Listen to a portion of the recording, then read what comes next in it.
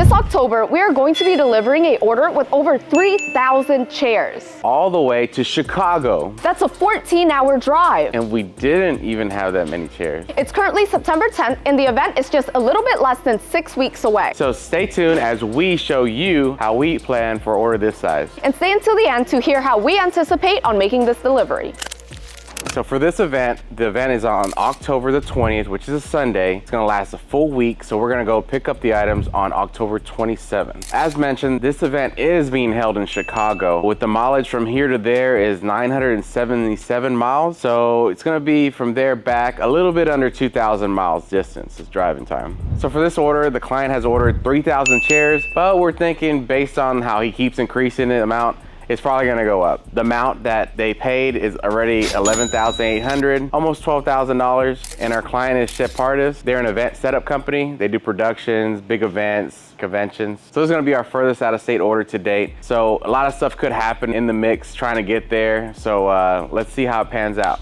Before we reveal more of the order and how we're planning on completing this order, please check out our ultimate checklist. It's completely free and it is a rental guide to show you how you could start, operate, and expand your rental business. The link is in the description below.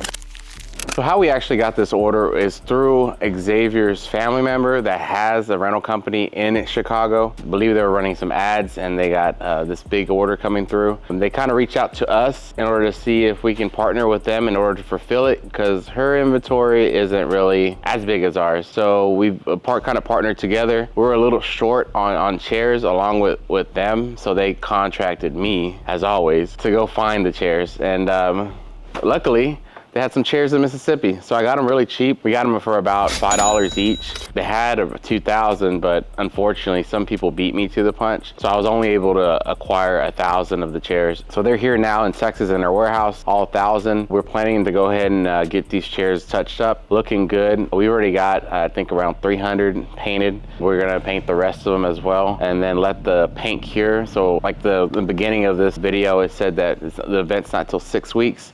So it doesn't have plenty of time to dry, and we can touch it up to make sure these chairs look like they're brand new. And the reason why we want to paint the chairs is because they aren't the best shape. And when I say not the best shape, I mean cosmetically, as far as like scratches, a little rust on them. So a paint's gonna go a long way on these chairs. They're gonna look great. They're all structurally sound. I went through all the stacks when I went to go pick up over there in Mississippi. All we're doing is trying to make it cosmetically appealing for our client. Okay, so as far as the chair count goes, I just confirmed with my best friend Danica.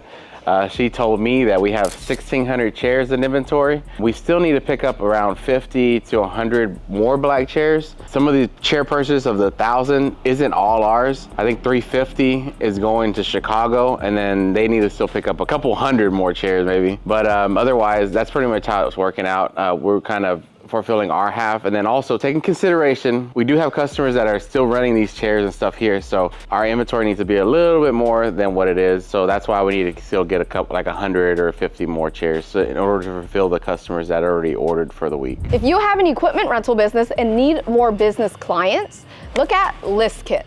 ListKit is the top business-to-business database with over 500 million high-quality leads. They'll build you a hyper-targeted B2B contact list without you having to verify any of these leads, because they do it for you. So you could just reach out to these business leads and build your dream partnership. Check out ListKit today with the link in our description. All right, guys. Y'all are looking for the secret. I get messages from you all the time. How do you paint the chairs? It's this simple. You're just gonna need a roller. I'm just kidding. You're not gonna use this on the chairs, but let me get an expert that paints the chairs all the time in their warehouse. So we are currently using the appliance epoxy smooth factory like finish paint. Comes out of a can. All right, so the first process we're doing on these chairs, we're basically painting the outside first, one side, bottom of the chair, top of the chair. So basically we do that just so we could get the outside first. After that, then we're individually gonna be opening one by one just to get the rest of it.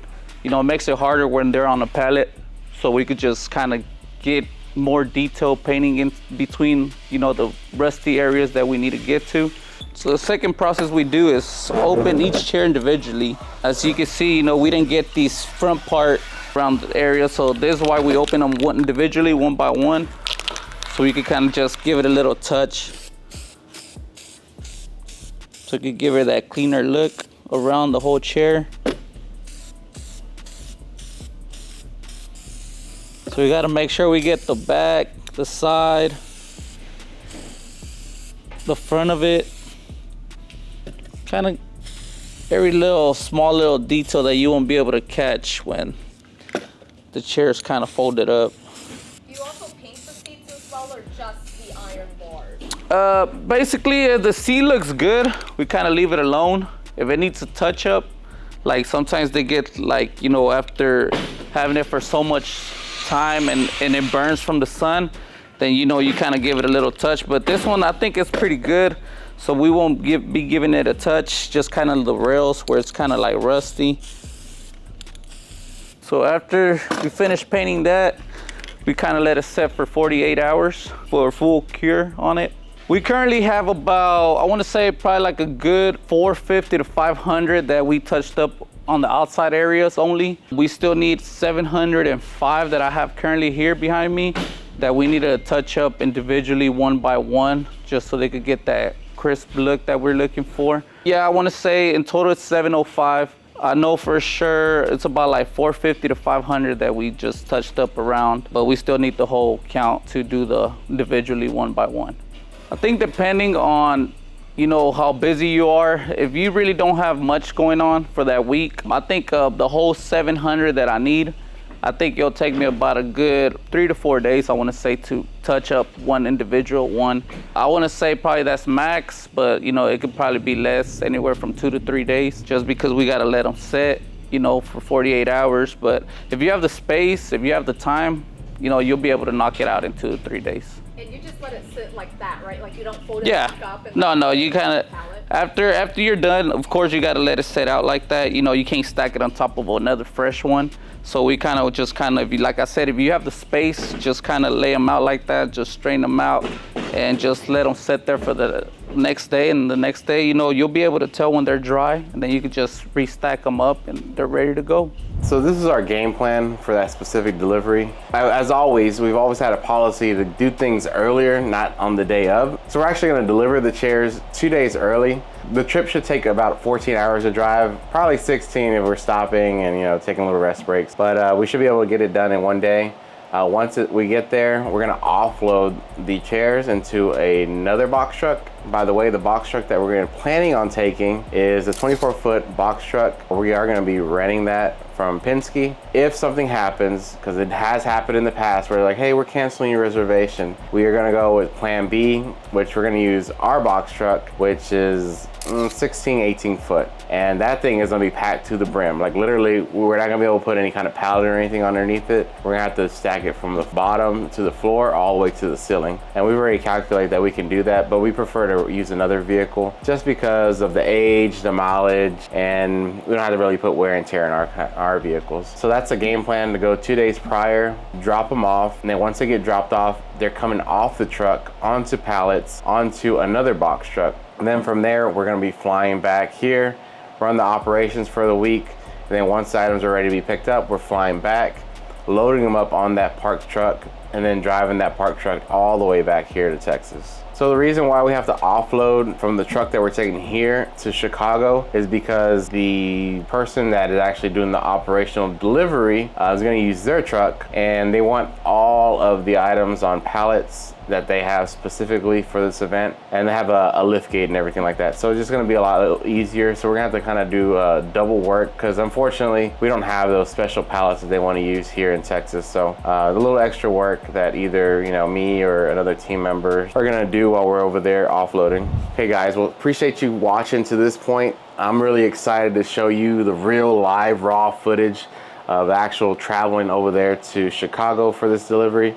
Now, as you guys know, if anything can happen, it will happen. So tires popping, engine blowing up. So I'm just expecting the worst, but hoping for the best.